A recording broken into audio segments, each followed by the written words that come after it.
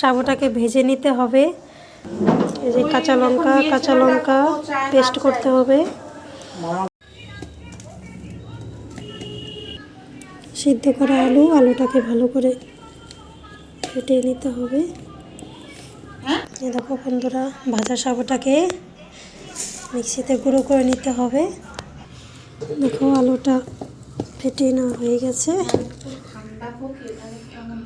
ঠিক এইভাবে করতে হবে। তারপর লঙ্কা পেস্টটা দিয়ে দিতে হবে। দেখুন লঙ্কা পেস্টটা দিয়ে ভালো করে মিশিয়ে, তারপর সাবুটাকে গুঁড়ো করে এখানে দিয়ে দিতে হবে। তারপর এটাকে ভালো করে মাখতে হবে।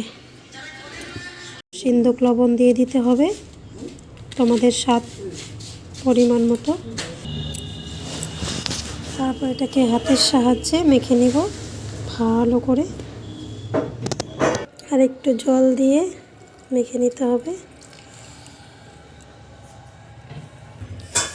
এরকম করে মেখে নিতে হবে।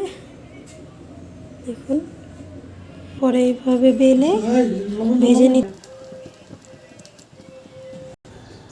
এইভাবে বেলে নিতে হবে। একদম পোড়াপুরি গোল হবে না, যেহেতু সাবুর রুটি। ভাজার পরে দেখো এরকম হয়েছে। দেখো কি সুন্দর উঠতেছে, দেখছো? দেখতেই পাচ্ছ। এরকম করে একাদশী যখন হবে, একাদশীর মধ্যে এইভাবে করে খাবে, দেখবেন অনেক ভালো লাগবে।